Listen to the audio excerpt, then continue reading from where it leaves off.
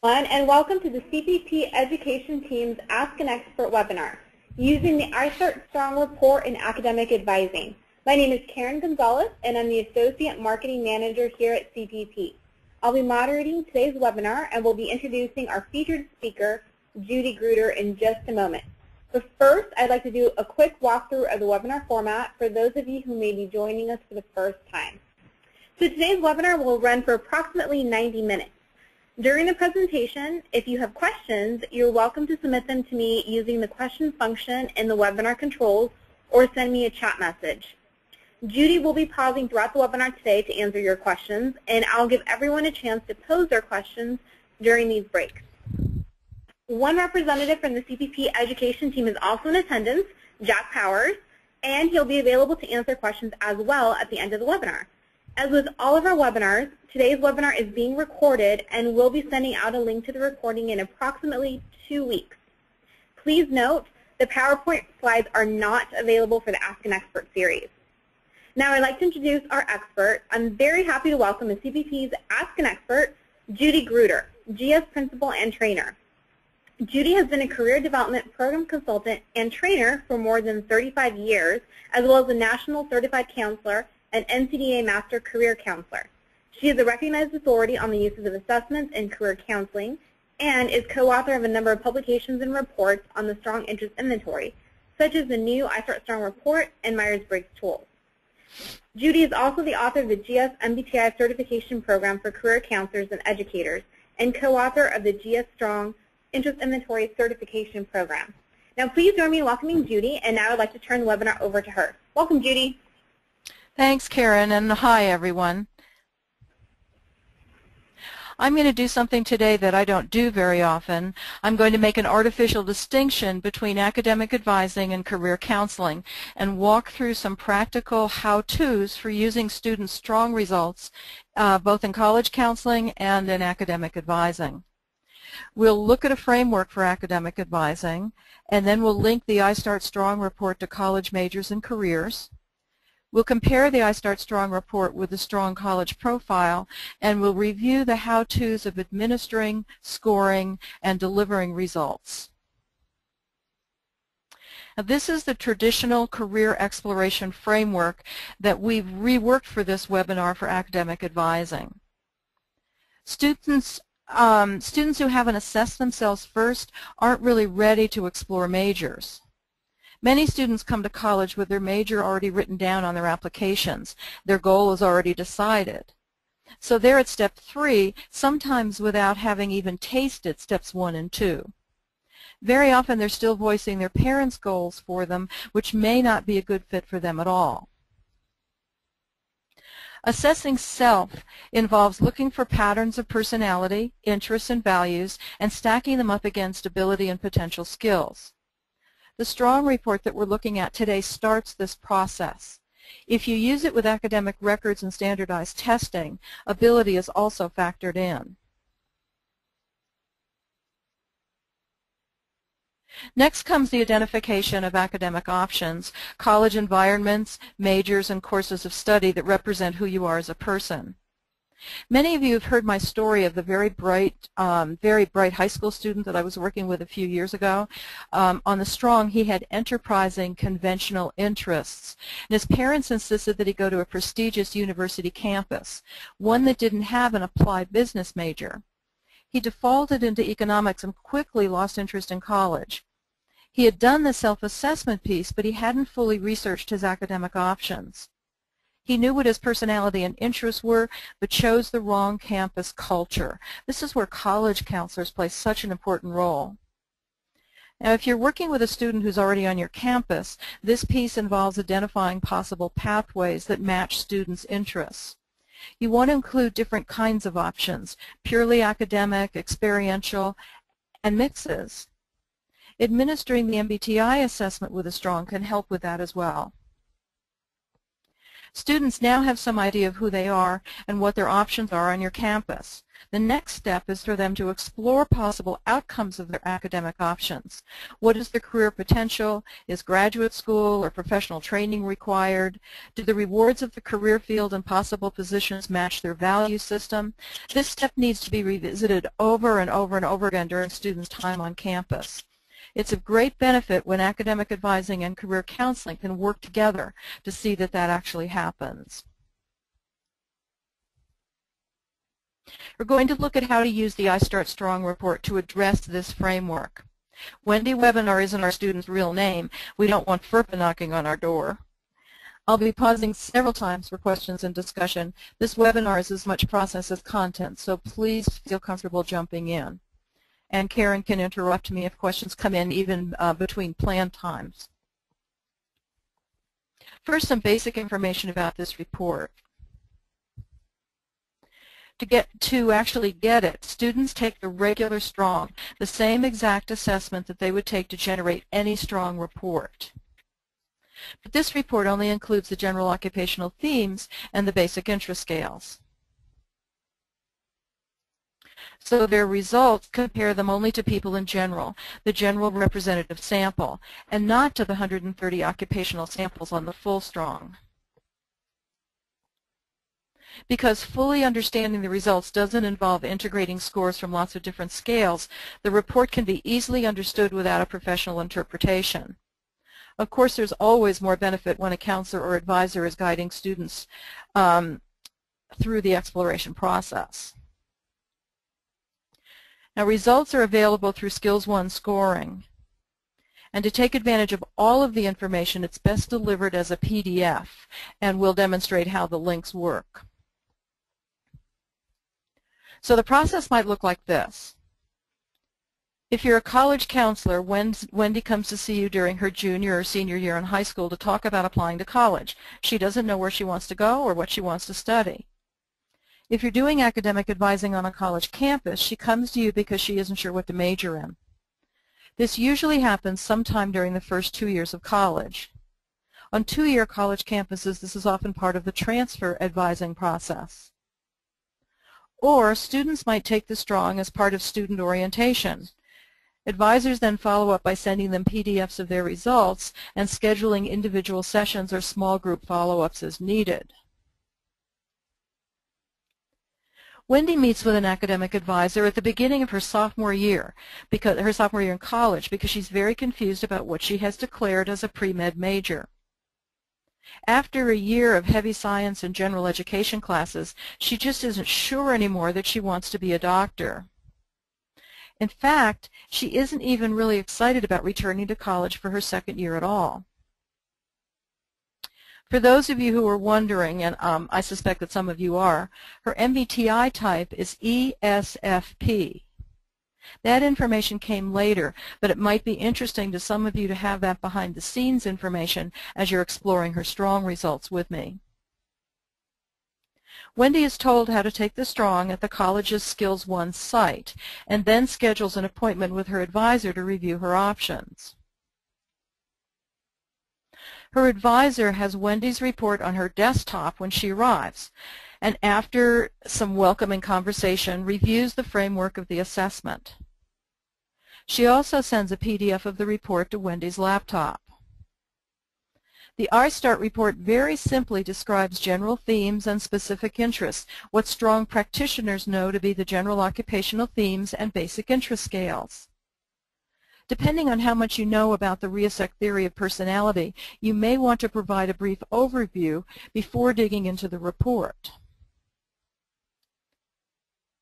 Many practitioners like to use a visual and talk a little bit about how different personalities and interests can be expressed in work environments, and how the system underlying the Strong looks at 6 different kinds of work environments, related career fields, and educational preparation that leads to various positions in each field.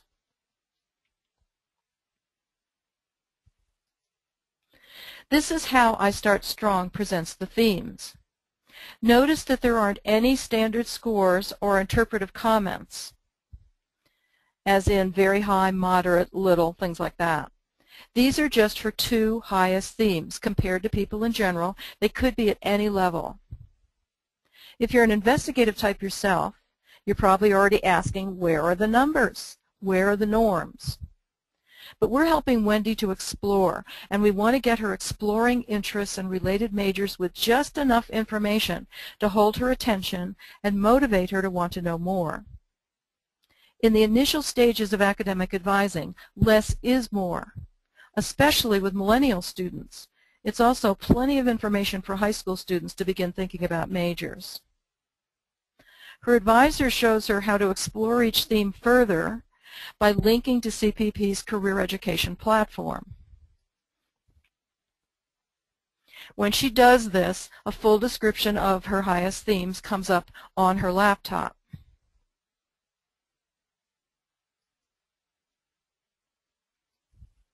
But she can explore the other themes the same way to see if any of those describe her better. She's curious about investigative, since that theme seems to be describing a lot of the classes she is taking that she isn't sure about. So she clicks on that and reads about investigative people and work environments as well.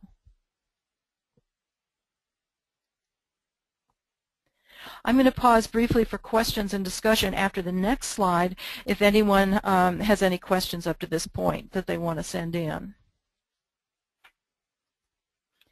Now, experienced strong practitioners have probably already noticed that Wendy's realistic and social themes are in opposite corners of the RIASEC hexagon. Opposite themes have very little in common with each other. They're opposite. Students whose themes oppose each other often experience tension when they're making academic and career decisions. One theme pulls one way, in Wendy's case helping others, the social theme. The other theme pulls another way, as in physical coordination and strength, the realistic theme. Adults with opposing themes usually figure out ways to focus on one or the other of the two themes in their careers, and they explore the opposite theme in other areas of their lives. The career choice for adults, and something that Wendy needs to look at, the career choice is usually based on underlying values, the needs that drive decision making, and that may apply to Wendy here as well, and we might want to look at that with her as we're talking about her strong results. And Karen, let's pause. I'd like to just see if any. Oh, Judy, sounds like before you're we explore out. The report further. Oh, okay. Am I back in now?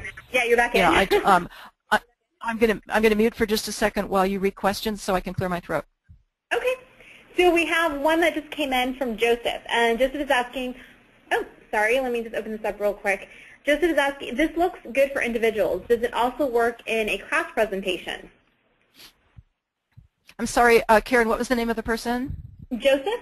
Joseph, I've used this a lot in classrooms, and it's wonderful because what I do is of course I have my my own computer hooked up to an LCD projector at the front of the room, and so I'll have a sample report in the front, and students in the classroom, I do it in hyperlinked classrooms and hot classrooms, so students will have their own laptops, or they'll have a computer lab computer set up, and what I do is I guide them through the links, and they explore.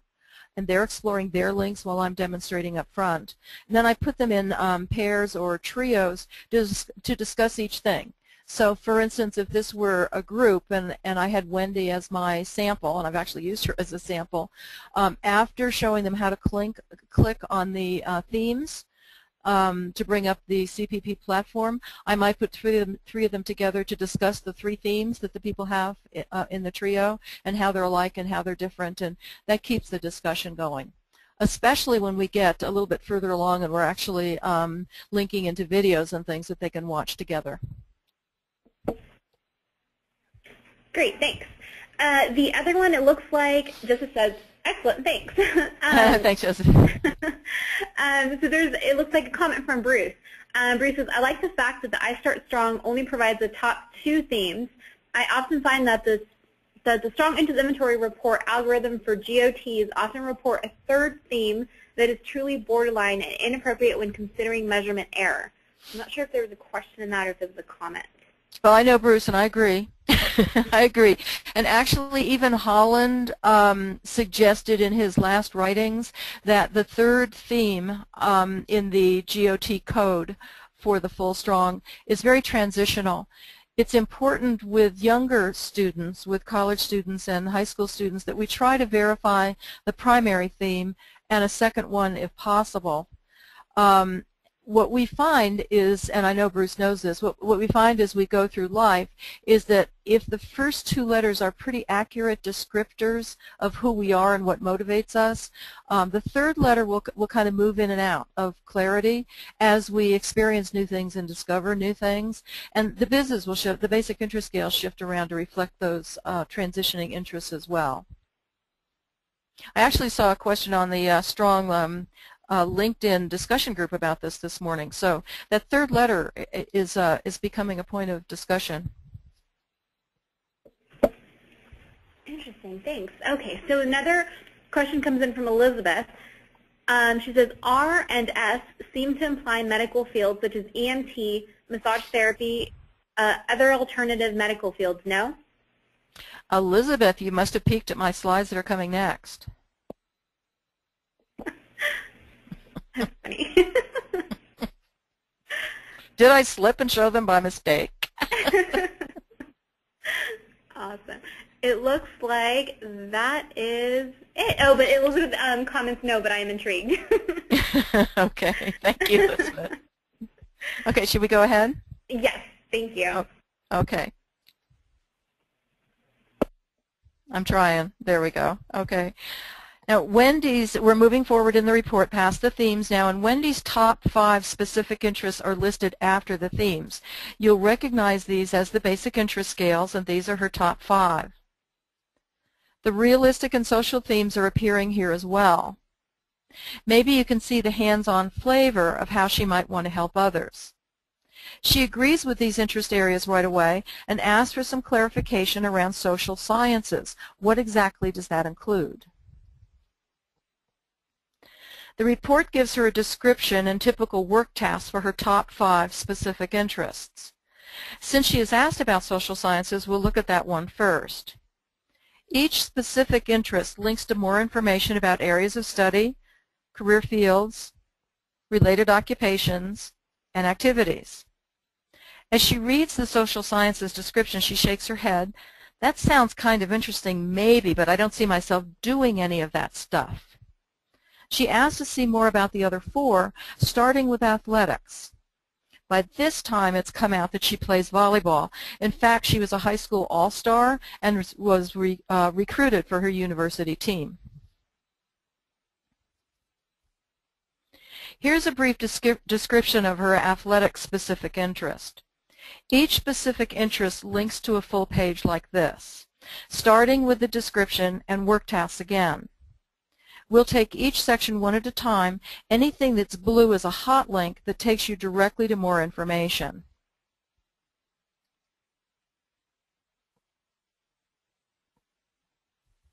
Six areas of study are listed for each specific interest.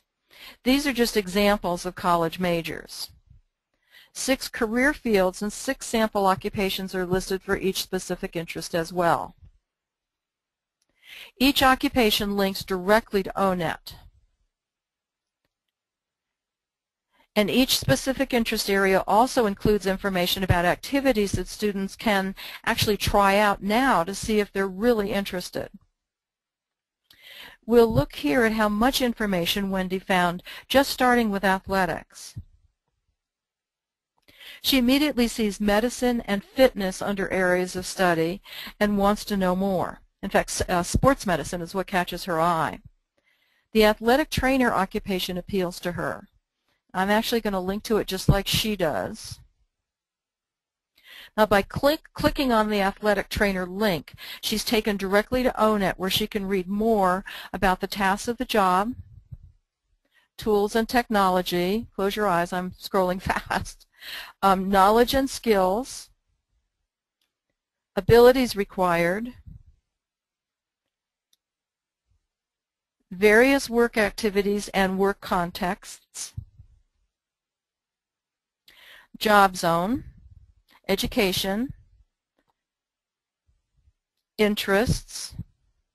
She sees her own SRI code there. Do you see under interests, it's the Holland codes that's listed. Then she can read about work styles,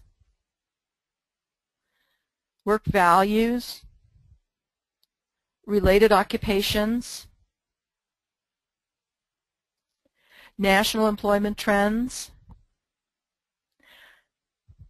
She can click actually on a state and see employment trends for her state. I'm going to click on California.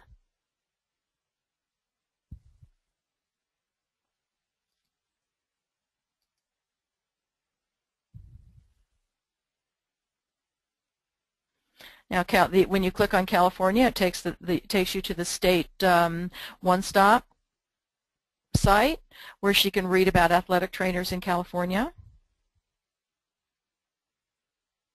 There's a lot of information here. Here's salary information for California. She can even view a career video, and I know you're not going to be able to hear it, but if she clicks on the career video, what comes up right away, hopefully, is a video of athletic trainers. It looks like my there it is. Key players on any sports team never takes the field. The athletic trainer. This member of the team keeps players in top shape. The most important part of the jump. I know you couldn't hear that, but we did have some text on the bottom of the screen.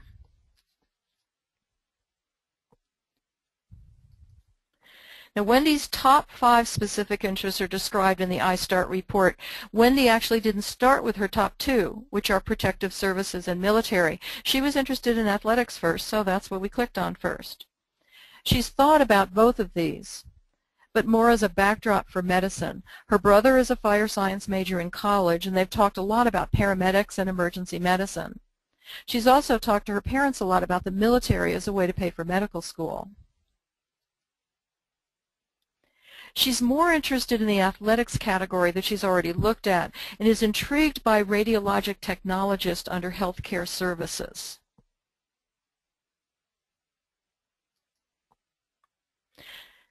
As she reads about the occupation on ONET, she sees that this occupation also combines the R and S themes. And we can scroll again. Close your eyes again, because we're going to scroll all the way to the end. And here we have interests again where R and S show up.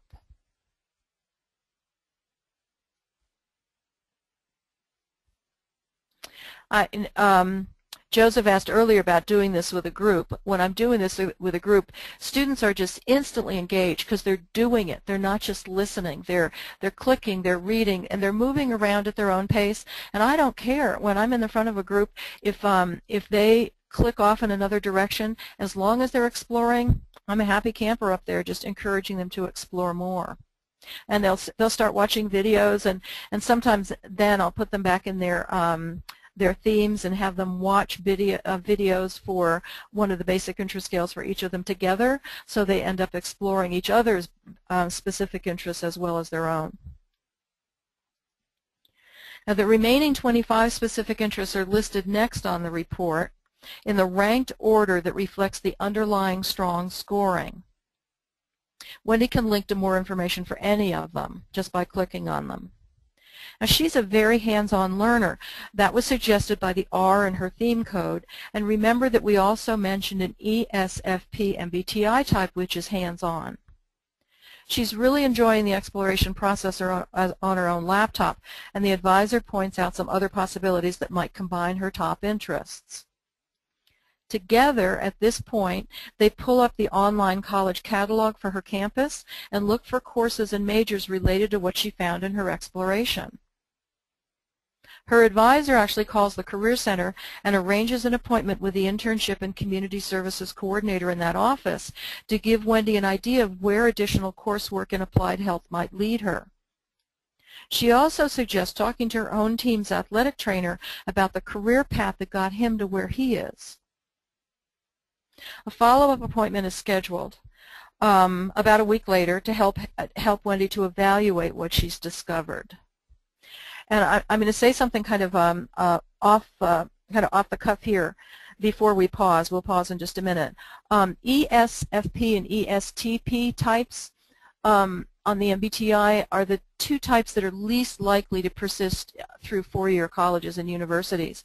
Not because they don't have ability, but because four-year colleges and universities tend to be more cerebral, more professorial, more lecture-oriented than hands-on and experiential. That's why I suggested, why the advisor actually suggested that Wendy might want to talk to an internship coordinator or the community services person on campus so that she can see right away how taking an academic course can be carried out in real life. She may be one of those students who takes longer than 4 years to go through school because she likes the internship, she gets involved in co-op, she does hands-on things. That's really important if we're going to keep students that are that have these type codes and themes in their assessment results. Karen, let's pause here and we'll take some more questions if they've come in or discussion. And then I want to take a look at how the full STRONG report might fit into this process. Okay, thanks, Judy. So it looks like we don't have any new questions. Oh, I'm sorry. Actually, we just got one. So Amy is asking if you can please repeat the MBTI type again, the two types that you mentioned. Yeah, Wendy's type is ESFP, and I was just talking about, off on a little tangent, about ESFP and ESTP. These are the two types that extrovert dominant sensing. And what we find out in school is that they're distracted literally by everything except academics. It's that extroverted sensing that's out there and just wants to do everything. And they spend so much time doing that sometimes they get off track with learning, with classroom stuff. Great. Let's see here. Janine is asking, I realize this might be off the topic, but is it only ESTP and ENFP that tend not to persist? ESFP and ESTP. There's been some research. I started, and actually the next webinar is going to be on this, Karen. The webinar in October, we're going to look at this. There's been a lot of research on retention. And there's been a lot of research on what types wind up in what occupations. And one of the things that's interesting about using the MBTI career report, for instance, is when you get the occupational lists, you don't see very many high-level occupations for ESTP and ESFP types. They tend to be occupations that don't require a college education. That's because ESTP and ESFP types, first of all, don't usually go to college. They usually find career niches that are satisfying to them without college education. If they do go to college, it's this this distraction thing. And what's interesting about Wendy is she has that potential. She's got that type. And I would never talk to a student that way. I would never say to Wendy, gee, your type doesn't go to college or your type doesn't graduate from college. That's not the point. What I want to do is make sure that her college environment motivates her in the way that she needs to be motivated to learn, because I want her in college. I want her to complete. And that R in her STRONG coach has jumped right out of her report. And we have to keep that R and that S connected so she has enough interest to complete. Thank you. Off the topic, but it's so related. And another really good example of how to use these two together, the STRONG and the MBTI together. And one of the great things about the iStart report, remember, is that you have the underlying STRONG responses for your student behind it. So if you want to actually produce a combined report, you can do that. Great. So let's see, another question came in from Paul. Paul saying, since iStartStrong only gives a person's top 3 interest areas, can a different report be printed if the client says the results are not accurate, just as can be done for the MBTI assessment? Wow. Actually, as far as I know, not. And Jack will jump in, I hope, if I'm wrong. Now the iStartStrong report gives all of the themes and all of the interest areas, but it focuses on the top 2 themes and the top 5 specific interests. And because it's based on underlying scoring, you're right, you can't go in and, as far as I know, you can't go in and change the order of the themes. The only place that we can do that, as far as I know, and Jack, please jump in if I'm making a mistake, is when you're scoring the combined report for the Strong and the MBTI, there you can change the order of the themes. You can go, if, for instance, if she decides that she's SR instead of RS or even IA on the combined report, you can definitely go in and do that, just like you can change the MBTI type on the combined report. That's correct, Judy. Okay, thanks, Jack. Thanks, the two of you. Good question, though. I started thinking in a different direction. Oh my gosh, that's a good idea. Let's do another report. Let's see, one from Michelle. So Michelle says, I would definitely want to go through these results with students rather than letting them self-explore. The conversation is so important. How do you review these results one-on-one with a student in a counseling session? I've tried to describe that a little bit, and of course you're not there, so you can't see what, and I'm playing the part of the advisor here. But what I want to do is have the PDF of the results available for the student when they come into the counseling session. And because it's so hands-on and interactive, I'd like to have it on their laptop. So they're sitting there. The way I actually did it was I was sitting at my desk with my monitor in front of me. She was sitting next to me with her laptop on her lap. She could easily have put it on the corner of my desk. Now, if she doesn't have a laptop, then certainly she can sit next to me and we can scroll together through the report. What I'm finding is that this interactivity is generating a lot more discussion.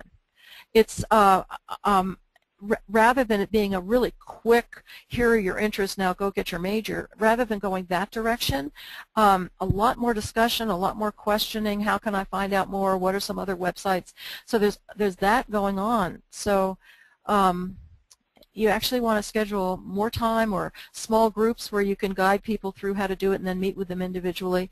I'm finding it really works out quite well. Now, what I don't know, and I should have asked this ahead of time, Jack, is Jack there? Jack, breathe. Are you there? Yes, I'm here. Okay. Can they obtain these reports on mobile devices?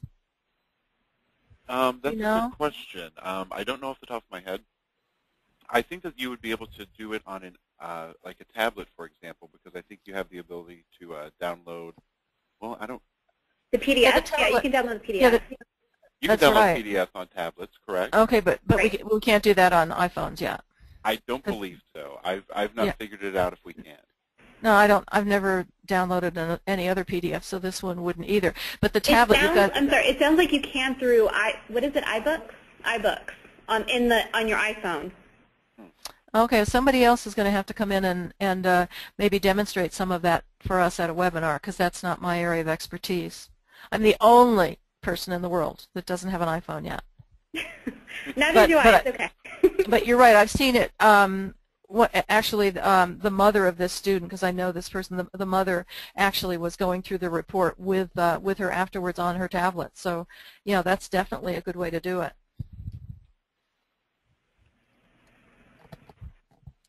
Do you have more time for a couple more questions, or do you want to? Sure. No, we're in good shape time-wise. Okay, we planned it this way. Okay. Let's see here. Oh, we did get a comment from Dean. Thank you. Dean has mentioned it doesn't work well on an iPad. Need to go through a browser. So that's good. That's good feedback because I don't have an iPad. So.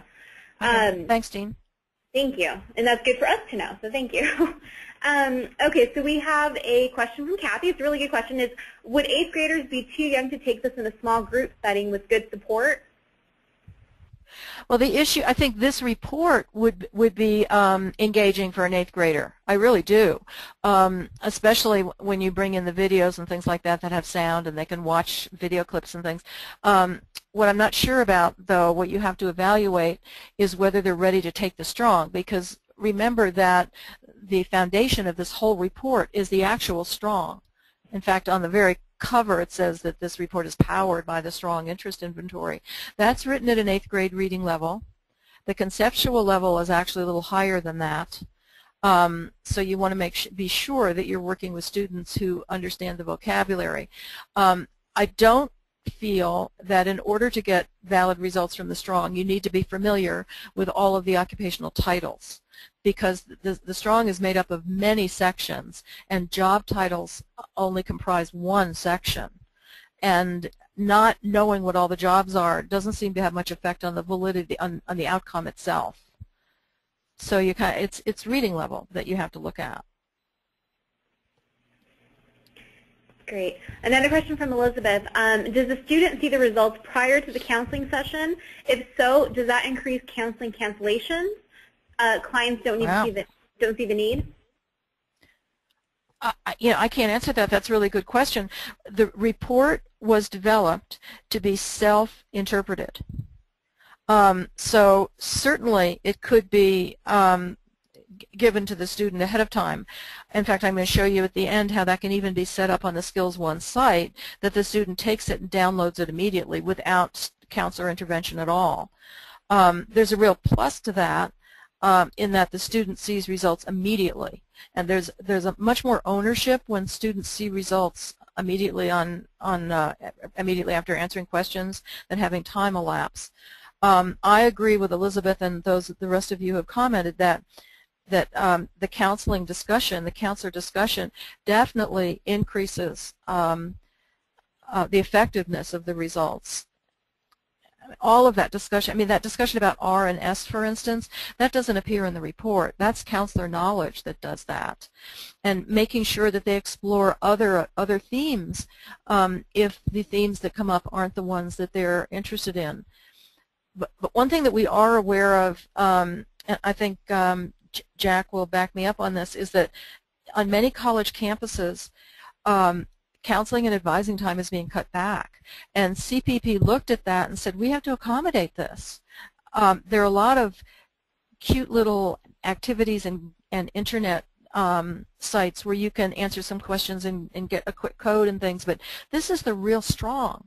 This is the opportunity to take the real thing and get viable results that will get them started, even if the campus doesn't accommodate individual advising sessions. And so I think you have to look at your own campus. If your campus has individual advisors and they can meet with students twice, not once but twice, then by all means use it with the counselor. But you know, with the cutbacks and everything, this is just it's an alternative. It's a plan B. Judy, I agree. I think that's very well said. I just want to add to that. If for any reason a counselor did want to sort of lock the results so that the student would not be able to immediately see the results, counselors do have the ability to do that through Skills One. They have the ability to do that with all of our non-restricted assessments, of which the iStartStrong is one. Absolutely, and I'll point that out again at the end. So it's the counselor choice or the Skills One site choice.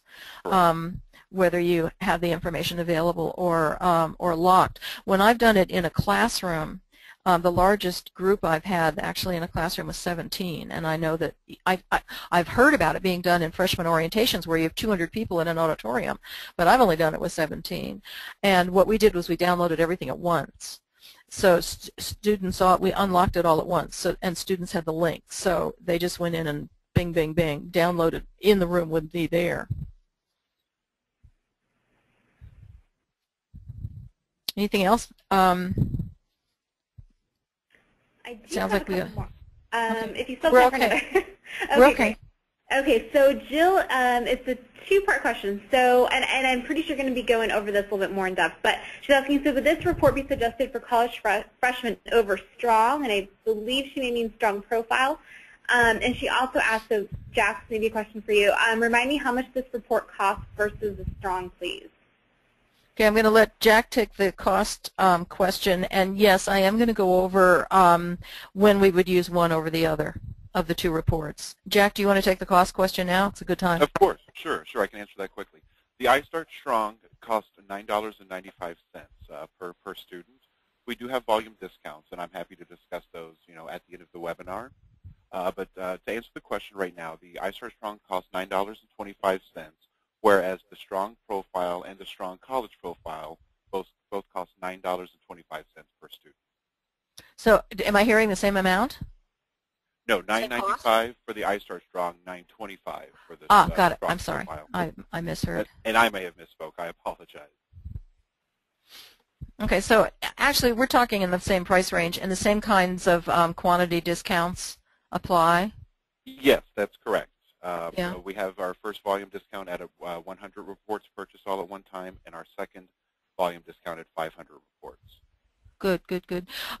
I've been talking, we do the Strong certification program, so we get all kinds of practitioners in that program, and we're hearing from a lot more practitioners that they're using this during freshman orientation as an introduction to the whole process, and then following up with the full Strong report when students meet with counselors. So that's another way that you can use one to introduce and the other one to support and follow up.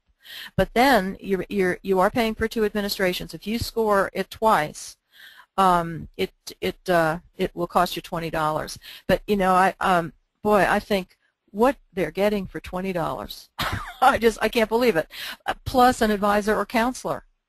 I mean, that's it blows me away. Just blows me away. I'm not biased or anything. Jack, you're supposed to laugh. I did. I was just muted. There's your laugh. There we go. Thanks. All right, thank you. Anything else, Karen? Yes. So we have a question from Beatrice. She's asking, how do you gain the generalizations knowledge of personality type that assists your assessment? I'm sorry, let me repeat that. How do you gain the generalizations knowledge of personality type that assists your assessment using the Strong results? It sounds like she's asking how you learn more about the theory behind the Strong and the different ways that the pieces of the Strong fit together.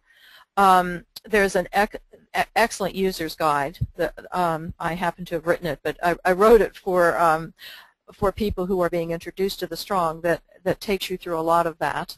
The certification program teaches you all about the theory and how it shows up in the instrument and how to use the instrument. Any career development textbook that's used in a graduate program in career counseling will have a chapter on the RIASEC theory. That's R-I-A-S-E-C. That's John Holland's theory. It's one of the theories that's been around since the 1950s. And the Strong has incorporated it since the 1970s. So it's always in textbooks and training programs.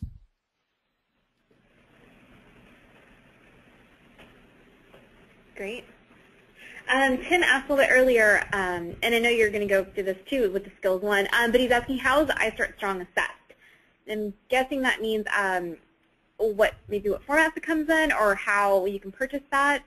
And Tim, maybe if you can let me know if I'm on the right track with asking your question. Yeah, let me. Maybe that might be a good time for me to take it to the next section, and Great. then come back to that question if we don't answer it. Sounds Does that good. sound okay? All right. Yeah, thank you. Is there anything else pressing that we should look at before we look at the next piece? Well, you know what? We have some really great questions. So Michelle is asking, does the academic advisor need to be certified to administer the iStartStrong? No, but there does need to be a certified practitioner available just to set up the scoring. I mean, I'm going to call on Jack again because I do training, and when products come in, I have to turn to the CPP experts. But Jack, for instance, on a college campus, if an academic advising center were using iStart and there was no one there, can they set up a Skills One site anyway? We would need somebody within the office to be either educationally eligible, which entails holding a master's degree or higher in psychology, education, or a related field, or an individual who has attended a certification program. And the reason that is in place is because, like you referenced this earlier, Judy, when you generate generating an iStartStrong report, you're using the Strong Interest Inventory. And since you have access to Skills One, you would also have access to the Strong College Profile or the Strong Interpretive Profile, for example. And it's for that reason that we do require that somebody in the office be either educationally eligible or have been certified. Yeah, and I think the other piece that tags onto that is that when you're trained on the instrument, whether it's through certification or educational qualification, you learn to evaluate the student that you're working with to see if the iStart is enough. If you're not really trained on the instrument, you don't know when R and S show up that you've got an issue. You don't know there's going to be a tension in that student. You're just looking at the results and saying, RS, here's a major. There's so much that goes on behind this. And you know, I noticed in the group that I did at the community college a couple of weeks ago, there were 12 in that room.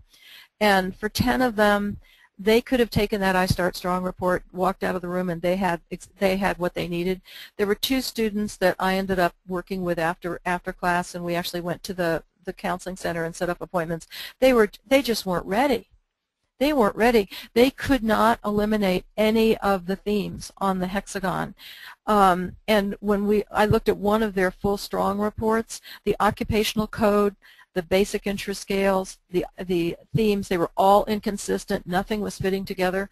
That's where training helps you to know whether this is enough or they need more help. And one of the points that I was really thinking about when we decided to develop this report was that if you have 100 students, and most counselors have 1,000 now, but let's say you have 100 students, you don't want to spend 4 hours with every one of those 100 students. You want to spend a half an hour with the ones that don't need a lot of help, and you want to spend 10 hours with the student who does. And the training and report together kind of sort out the ones that are going to need your time and benefit from your help, and not waste your time if people can get it.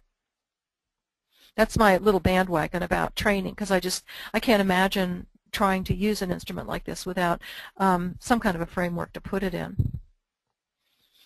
And Karen, we should probably, let's go on, because the next pieces are easy, and then we can come back and pick up some of the more complicated questions. Does that sound okay? That sounds good. Thanks. Okay. So it's, if you remember, this is the Skills 1 site. And when we first began today's discussion, I pointed out that to get the iStartStrong report, students take the current version of the Strong Interest Inventory at the CPP Skills 1 scoring site. So as the counselor or the advisor, this is actually one of the login pages that a student might see, and as the counselor advisor, you would either provide students with login and password information, so you can do it for each student in order to take the Strong, or you can give them a direct link that takes them to a specific batch. Now this is Wendy Webinar. This is where she wound up. When I gave her a link, she went to take the Strong. All she did was click on the link, and it took her directly to the site to take the Strong. She's now ready to actually take it. This comes up as soon as she goes to that particular website that we saw. She's now ready to actually take the inventory, and instructions are provided. Note down at the bottom, this is what Jack and I were talking about earlier, she's told that her career professional has either made her results available for immediate download, or she's asked to contact her advisor or counselor to obtain a copy of her report. You set this up on Skills 1 before giving students their access information.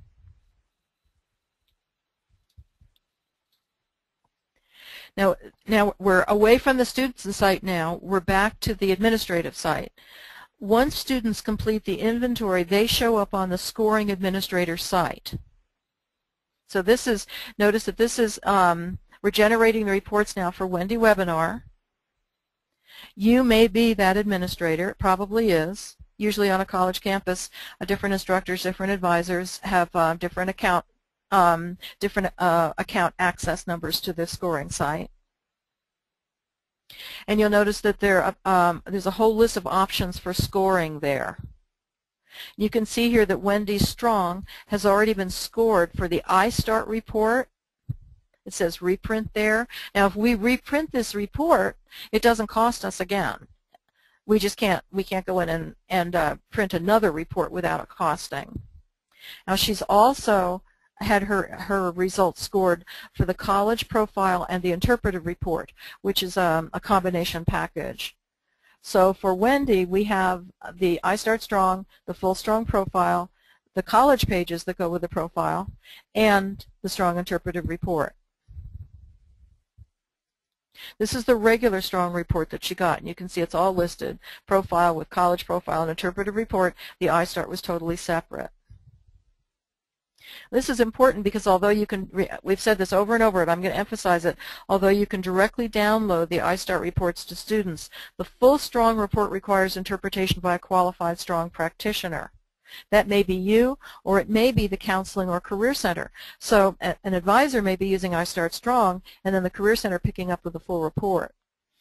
In most cases, students seeking academic advising won't need any more information than the iStart provides. But many will want to follow up with more in-depth career counseling, and if they do, the same results that generated the iStart report can be used to generate the regular profile and any other reports that the practitioner selects, including the combined career report if students' MBTI types have been verified. So for Wendy, we could enter ESFP, generate the combined report. It's all right there. Now, this is how the information is presented differently on the two kinds of reports. The iStart report just describes the two highest themes. There's no reference to scores or degree of interest or anything like that.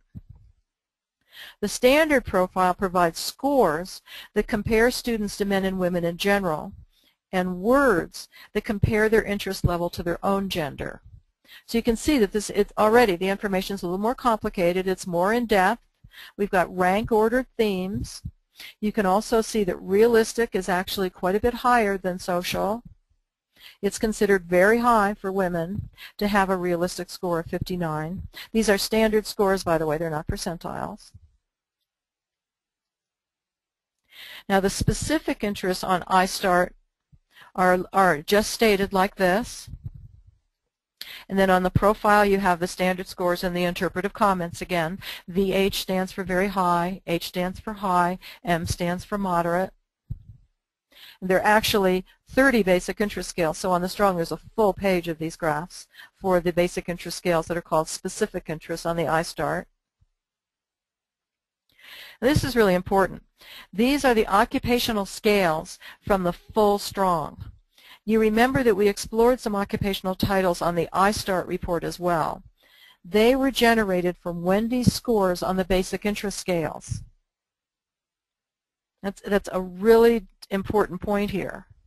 So what happened was she said that health services, for instance, or protective services or whatever, she said liked those basic interest scales.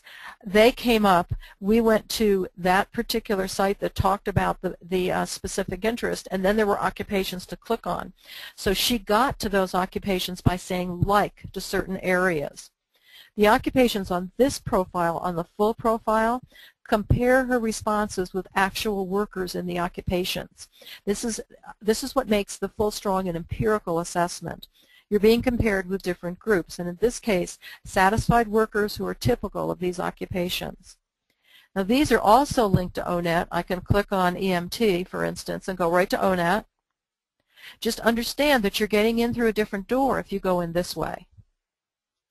In most cases, certainly 2/3 of the cases, you're going to come up with similar occupations on ONET by going in through the full Strong, through occupational similarity, as you will going in through iStartStrong and just using the specific interests. This is one of the questions, I don't know if Jack has gotten it yet, but it's one of the questions I get most often is why aren't the top 10 occupations on the full Strong the same as the occupations that are listed for the specific interests on iStart? Now, the full Strong profile also provides degrees of similarity with workers. These are indicated by the graphs like this and standard scores. And the reason that training is required on the full Strong report is that you're integrating these scales with the themes and the basic interests. So it's really, what does it mean that you score high on one and not high on the other? How do they fit together? How do we broaden? How do we narrow? And that complication is put aside when you're using the iStartStrong.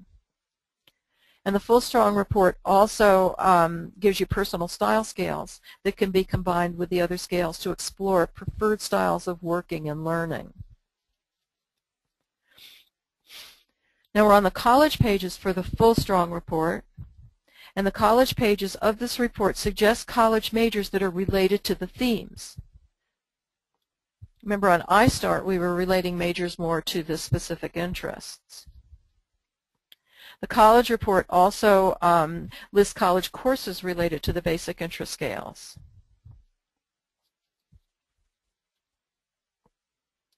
Now, which report you use depends on a lot of things.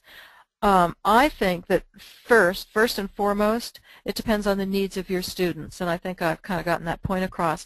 With most first-year college students, a little bit of information is much more helpful than too much information. I know that many that I've worked with that have to be nailed to their chairs to sit still for an interpretation of a full profile. They want something they can put their hands on, they want to get it fast, they want to get it now. And it also depends on the qualifications of the practitioner. And as certainly, certification is recommended for all products in the STRONG family of reports.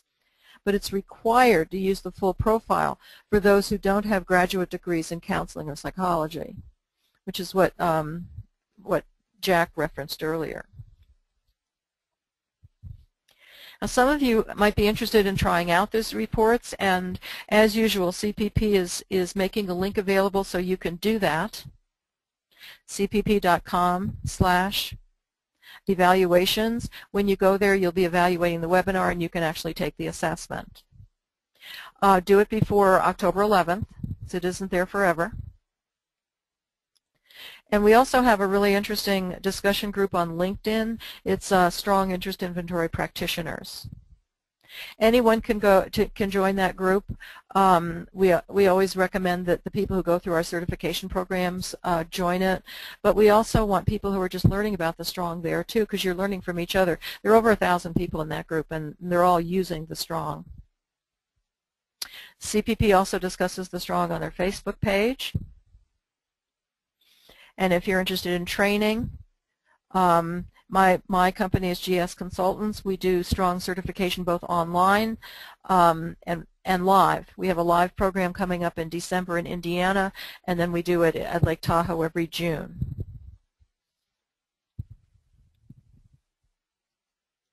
The CPP is offering a 10% discount on STRONG products, again, until October 11th. The promotion code is listed here, Expert912. You can also take a look at their education catalog.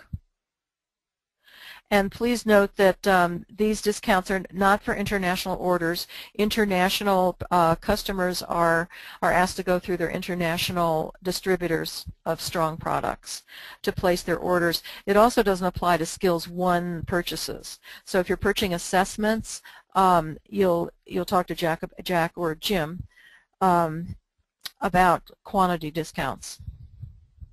And Judy, I do want to clarify. This is a little misleading. The offer does actually apply to Skills 1 reports. What it's saying here, it does not apply to Skills 1 itself. Really? Yes, which is the site license. That's correct. I'm very sorry. So, if I hang up and I go to Skills 1 and I order 10 administrations and use this promotion code, I'll get the 10% discount. If anybody does have any difficulties doing that, you can reach out to me, and I'm happy to help you with that order. Okay, I apologize. No worries. I think it's I think that this is something I just got clarification on myself, Judy. So I apologize for. Great, that's great. We'll have more people trying it. I hope so. Indeed. And we like that. We like that. Now, there's some STRONG products that were updated last spring to include the occupational skills revisions that came out in April, and they are also available with your discount. This is the user's guide specifically for the college profile. This is Jeff Prince's guide. And then we have the general STRONG user's guide as well. And this is the student booklet, the client booklet, Where Do I Go Next?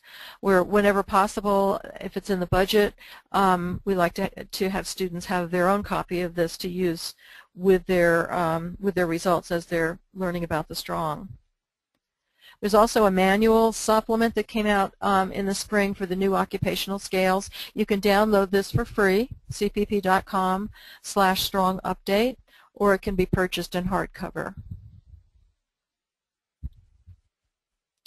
International customers are asked to go to cpp.com/global sales, where they can find information on products and services in their geographic area. By attending this webinar, you're eligible to receive NBCC clock hours. It's 1.5 continuing education clock hours, or 0.15 CEUs. And if you haven't already requested a certificate, again, go to the CPP website, cpp.com/AAE certificate. That stands for Ask an Expert Certificate. They'll make sure that you get it. This has already come up today. The next webinar in the Ask an Expert series is on October 18th, and we're going to be expanding on a piece that we briefly discussed in one of our webinars last year, and it got enough of a response that we thought we ought to make it its own topic. So we're going to look at MBTI type. This will not be on the Strong. It's MBTI type, learning style, and student retention. And you can sign up for that at cpp.com/webinars, and we hope you'll join us for that. And I'm going to close the formal part of the webinar with a picture of Jack and a picture of Jim and their contact information. These are the education account representatives who will help you with product information, scoring, any questions you have about anything that CPP distributes or does. And we certainly have time, Karen, we kind of planned it this way that we'd have time for more questions if any have come in. Perfect. Yes, we do have quite a few that came in. So thanks to everyone that sent those. So starting with Elizabeth. Elizabeth is asking, is there a combined iStartStrong, and I believe she means iStartStrong and MBTI career report, such as the current one, that's the Strong Interest Inventory and MBTI career report? It's the same report. It's the same report. It's generated from the full Strong that is behind the scenes of the iStart. So you get the iStart report for the student, and you can get the combined report as well. And it's the one you're used to. It's looks exactly the same, and I believe the cost is the same. It doesn't matter which Strong you're using to produce it. Great. Okay, question from Lisa. I'm an independent college and career counselor. I've been using the Strong Interest Inventory with College Profile and Interpretive Report for high school and college students, along with my interpretation and career counseling. Can you review how the iStartStrong report fits in with this? It would be an alternative to the College Profile and Interpretive Report. Everything else would remain the same. It just depends on how much information you want for your students. Great. Michael is asking, can you clarify the difference between standard scores and percentile scores? Yes. A statistics lesson, yay. First of all, there's a conversion guide in the back of the user's guide, so you can look up any standard score and find the percentiles. And I'm actually reaching for mine because I've never really memorized them. It all comes, of course, from the normal curve. And one of the things that I always keep in mind is that a standard score of 75 is at the 99th percentile. A standard score of 70 is at the 98th percentile. And when you're using the full Strong, that's an important piece to have, because students are used to looking at 70 and thinking just passing, just average. They don't think of that as very high. And I can tell you, when you get a 70 on the Strong, you've got a high score. So, I mean, we look on the occupational scales, we look at standard scores of 40 and higher as being significant. And on the themes, it's usually 55 and higher. So the best thing to do is just look at a conversion chart. If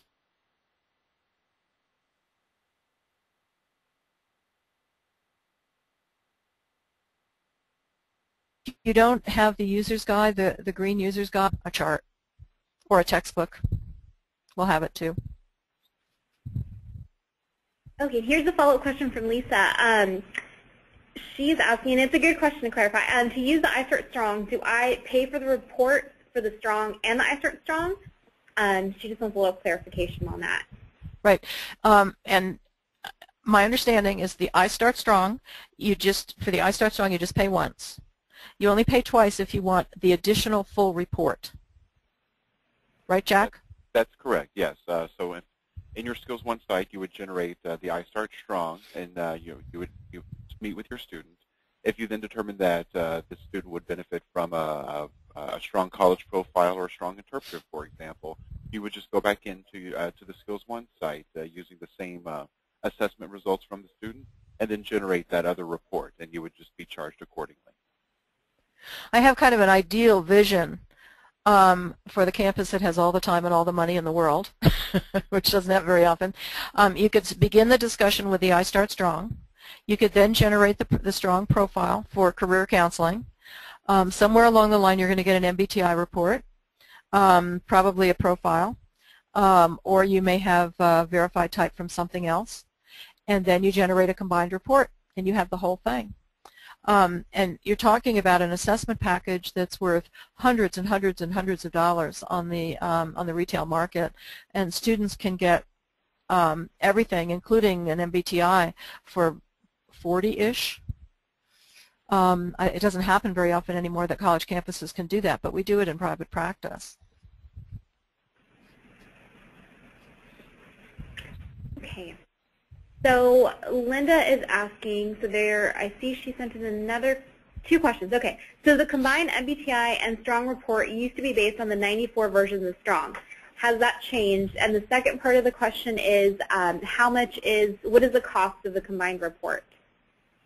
The combined report has been based on the 2004 Strong for the past 5 years.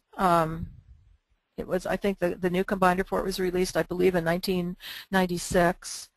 And actually, a revision is coming out. I don't know if CPP is ready to announce, but it's soon because we've been working on it. It's almost ready for release, and that revision will be based on the 2012 revision of the Strong. Jack, can you give a price on the combined report? I don't have a catalog in front of me. Yes, I can. And there are sort of two frames that you should look at the combined report. First, it should be noted that if you do not already have a student's verified MBTI type, you would also need to administer an MBTI assessment in order to get that piece of the puzzle. Once that is in place, and our MBTI report started at $11.95. But to answer the question about this, the combined report specifically, we have two options. We do have a standalone combined report. So if you have a student's verified MBTI type and you have that same student's general occupational themes, you are able to generate a strong report. However, we do offer, and this is the more popular option, we do offer a bundle wherein you pay for the strong profile or the strong college profile at the same price, plus the combined report. So when you pay for the bundle, which includes the traditional strong profile or strong college profile, the cost starts at $17.25. Ooh, that's a deal. Yes, it is. It is because you're getting the and to sort of break that down, the strong college profile costs $9.25, and the combined report as a standalone costs $12.25. Yeah. So in lieu of paying the $21.50 for those two pieces, the bundle gets you both of those pieces for just $17.25. Now, Jack, there's a backstory here, and correct me if it's changed, because apparently you've updated some things that I don't know about. If you use the bundle, you cannot change the order of the theme codes on the Strong when you produce the combined report. Is that still correct? That is something that I should verify before answering, but I am not entirely sure. I don't encounter it a lot of times in working with my counselors, that the need to change the order of the general occupational theme codes. It's the difference. The combined report looks, for instance, at the social theme plus ENFJ. I mean, that would be typical. And students will quite often, if they have tied themes, they'll shift the order and they'll say, well, my second theme is really my first theme. This is a question that I believe Bruce asked it earlier. And we work with this all the time in the certification program, and it isn't changeable in the bundle. At least it wasn't as of September 1st. And if you buy the report, the combined report as a standalone, you can go in and change the order of the themes to fit the student verification. And Judy, I am going into my own Skills One site right now to verify that one way or another. Okay. I'll hopefully be able to do that before we Good. end the webinar. Got it. Are you going to take a strong while you're in there, Jack? Of course. Do we need to schedule an interpretation session? You know, I'm reevaluating. You are, okay. By no means. I'll check on that. You love these behind-the-scenes discussions. We should probably do this off the air, Karen. That's good. I think we're getting some good info from Okay. So I have, and I apologize greatly if I mispronounce your name because I think I might, but I have a question from Sibalt. The first question is, do you track in any way where the students can click, or where the students click, for example, an occupation, as it might provide valuable information concerning their interests? And the other question... Just let me breathe. What a great question. And yes. I'm not aware of any tracking that's built in. I know we can track student results through our Skills One sites, but what a great idea. Did somebody write that down at CPP? I did, yeah, to set up a system for tracking student clicks, because the advisors could, she's right, it could be really useful information. I don't think it's possible for the cost. That when you start adding features like that, it's ching-ching. Right. Mm-hmm. Second question, I apologize, I just got all excited. The statistician in me got all excited. Let's see. The other one is the iStartStrong shows the top 10 occupations. Is there a way to extend it to a top 15 or reduce it to a top 5? Now, the iStart doesn't show any occupations. The Strong shows the top 10 first. The full Strong shows the top 10 first, and then all 130. But the iStart doesn't show any occupational titles. What it does is from the basic interest scales, it has six suggested occupations for each one. Isn't it 6?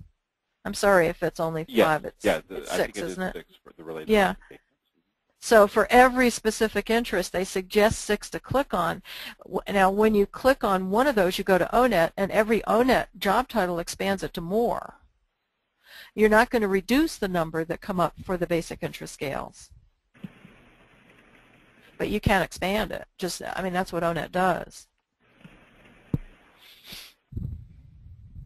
Great. Okay. So, and this, I think this came in while you were talking about the college profile, but it's from Elizabeth. And what if the second GOT score is identical to the third GOT score, and which score is chosen for iStartStrong? There's a formula. And it's based on the gender is worked into the formula. So it depends on the mean for the gender. Identical standard scores are ordered in the background scoring of the whole instrument. And you'll notice, for instance, on any full Strong report that a score of 55 might be high on one scale for a student and moderate on another scale for a student. And the iStart does all of that stuff behind the scenes. In fact, we avoid that complicated discussion with the iStart, which could be a good thing. Judy? Yes, Jack? Sorry to interrupt, but I do have an answer regarding changing the verified general occupational themes. Okay. I went into my own Skills One site, and I was able to change both the occupation, obviously, change the GOTs and select the verified type and reprint that report at no additional cost. So we are able to provide that service. And you're using the same product number as you're using the bundled product number? That's correct. Yes, I'm using the Strong Profile College Edition plus the Strong and MBTI Career Report. Okay, so it's actually the bundle. Okay, that's new, and your CR folks will be really happy to hear that, because that's one of the things they deal with a lot.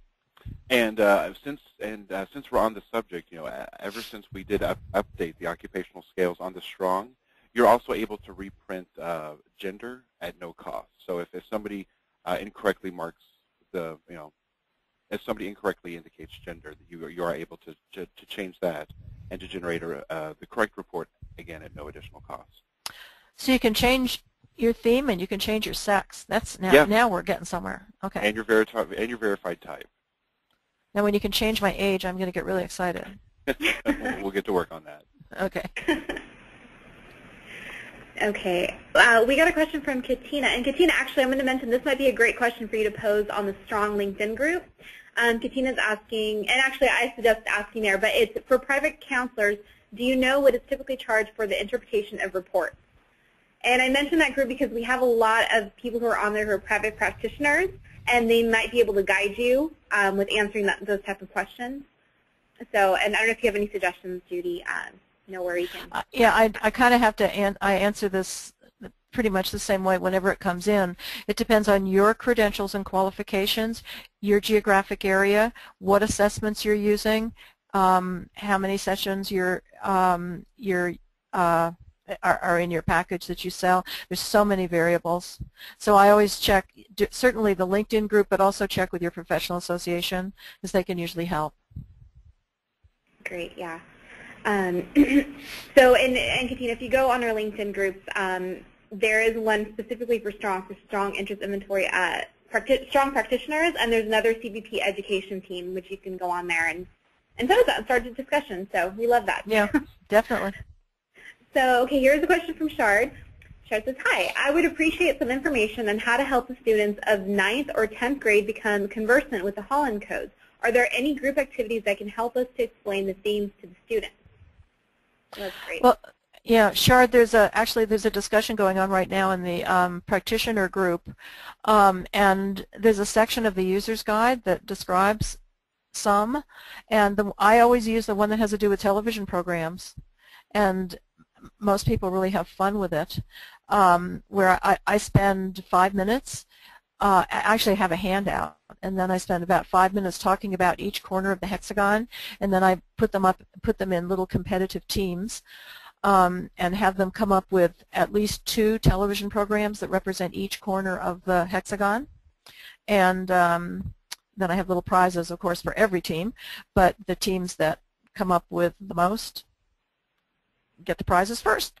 And then while they're, I have a hexagon, when I'm doing it, I have a hexagon on a flip chart in the front of the room, and as they're shouting out television programs, I'm putting them on the hexagon. And if they give me a television program that I feel represents a corner other than where they put it, we'll talk about it as a group. Why did you put it there? Have you thought about putting it here? That kind of thing. It's always engaging, always engaging. In the old days, we used to use in a classroom, I used to have magazine covers and CD covers and video. What are those things you rent to watch movies? Video box covers.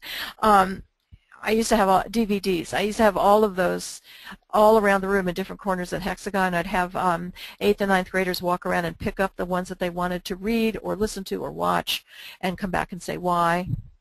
Anything like that that gets them talking and involved. And I think Shard was in our certification program, and I'm not sure he's in the U.S., but I'm always interested in how those things translate to other countries and cultures too. Thanks. Okay, next one is Gail.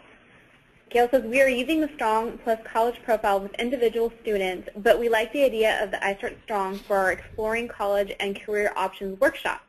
However, I do not understand how you can make them available for students online. Our classroom has computers. Jack, can you explain how that's set up? I'm not entirely. I was a little bit confused by the question. Am I understanding it correctly that you have your students in a computer lab? And I know you sounds are like sort it. of the intermediary, Karen. Like so yeah. Okay, yeah. No, what you would do in that case, you would be able to send students to the online.cpp.com site, which is where they actually take the strong assessment. Because keep in mind, they're always taking the strong interest inventory. It's not like they're going out and taking the iStartStrong. The iStartStrong is the report generated from the assessment results. So yeah, no, if you have students in a computer lab, you would just send them to your online site. They would then complete the assessment, and at that point, unless you've logged the results, which you can do as an administrator in Skills 1, as soon as they're done, the little button on the bottom says view your results now, and they just click that, and a PDF downloads. Do remind them to save it. Oftentimes, students will open up the PDF and then leave it or close it, not realizing that you do need to save it. It can be reprinted. It's not a big deal, but it does put some extra manual work on you as the counselor. But no, once they're in the computer lab and they've clicked view the results now, the PDF pulls up and they're able to begin their exploration by participating in the hyperlinks that are contained on the report and proceeding from there. And what I did last week when I was doing the group is we had a 3-hour career exploration class that I was meeting with, and we had them take the strong before the break. And so they all completed it. They completed it at different times, but it took 20 to 30 minutes.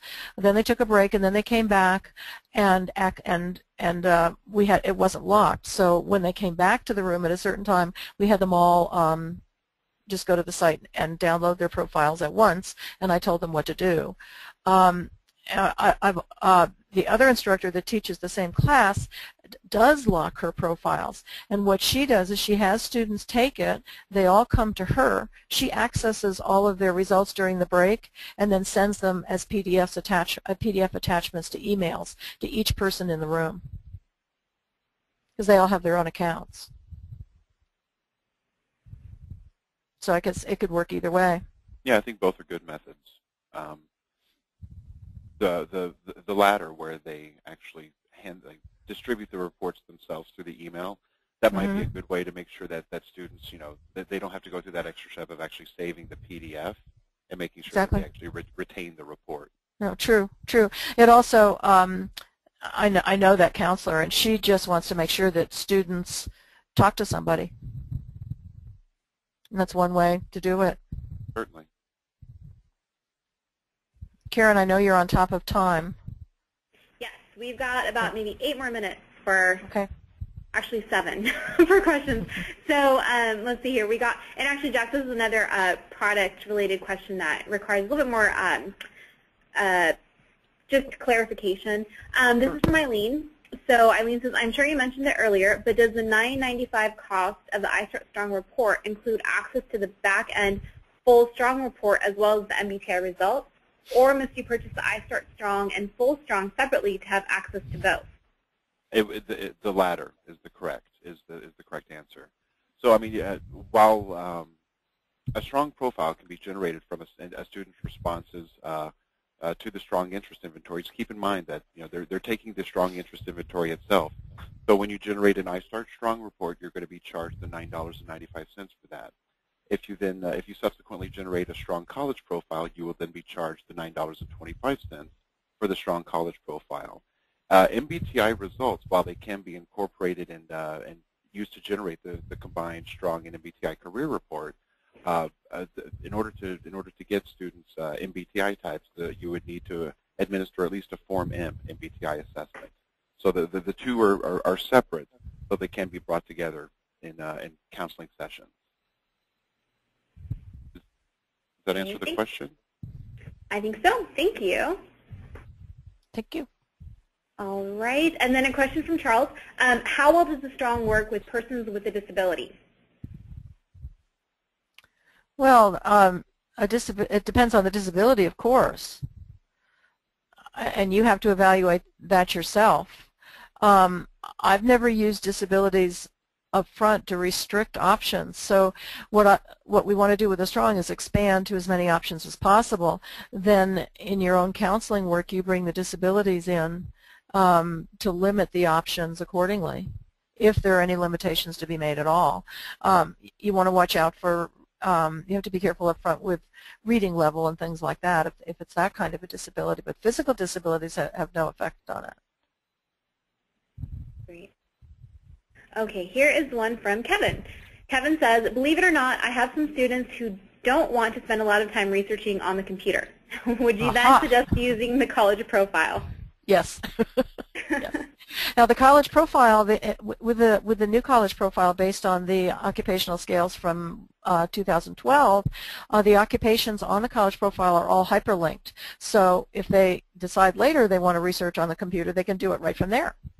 So you've got the best of both worlds there. Exactly. Okay, we have a question from Renee. Renee is asking, is iStartStrong appropriate for adults wanting to change fields? Sure, sure. Absolutely. I think I know there's one website that's using it where they're charging people to take it, and the interpretation is optional. And yeah, it does exactly what we looked at for students. It shows fields for them to explore. It's the beginning of the exploration process. I think with adults, I want more information, but not everybody does. I mean, this at least gets them hooked, at least gets them interested and involved. Great. Okay, so we have one, let's see here, probably time for a couple more questions. So we have Shard. How many one-hour sessions would be appropriate to ensure 10th grade students are able to completely understand the Holland codes, assuming a group would have 25 students? There just isn't a specific answer to that, Shard, and I'm really sorry. I just don't know. It depends on your group and so many different things. When I'm teaching a class, I present REASEC before they get their strong results back, and very often we're discussing it in the first class meeting, and then we come back later and visit it over and over and over again because it's a framework for everything we do. I even fit the MBTI into the Holland codes, so I don't know. But it's very simple. Holland developed it to be used. I mean, his process is called a self-directed process. And you can explain the Holland code and give them a visual to look at in 5 minutes. So anywhere from 5 minutes to 5 years. How's that? Great. Is Jack laughing? One more and then we'll have to call it probably. Yep. Okay. So this last one from Jill. Let's see here. An organizational behavior professor would like to incorporate preferred work environment into a class discussion. Any ideas about instruments, assessments that would be best? What about just using the ONET to explore? Well, I think the ONET certainly has it, but you have to have an entry to ONET. You have to have something to start with. And what the Strong does is give you those work environment descriptors to start with, or the career report from the MBTI. I love the preferred work environment descriptors on that. And they overlap with the Strong. So both of these instruments, either one you could use. If it's an organizational development program, an OD program, they're probably using the MBTI already. So either one or both. Great. Okay, thank you. I think that's probably going to be it until October, do you think? That's it. Yep. Let's see. Okay. Oh, and Char, no, that everybody sent in great questions, so thank you so much. Thank you. Thank you. That really helps. It really makes it fun. Yes, definitely it does. I love the interaction. So unfortunately, we have run out of time, but I'd like to thank you all for taking time out of your day to attend and for asking, like I said, some great questions. I also wanted to make a mention that we were doing some live tweeting, so if you're on Twitter, go ahead and you can find us at CPP Education, and I put it under the hashtag CPPAAE. So it'd be great if you wanted to share some of your learnings with your friends. Go ahead and add that hashtag in there. I'd love to see what you got out of this. And also I want to thank Judy for sharing her knowledge and expertise with us today. So thank you so much, Judy. And so today's webinar is part of an ongoing series. Thank you, Karen. Oh, sure. Featuring Judy as our expert. Our next webinar, like Judy mentioned, is scheduled for October 18th, which is also a Thursday, and it will be covering the topic MBTI type, learning style, and student retention. So to register, just visit our website at cpp.com/askanexpert. We hope you'll be able to join us in October, and thank you all for attending today, and have a wonderful day. Thank you. Bye-bye.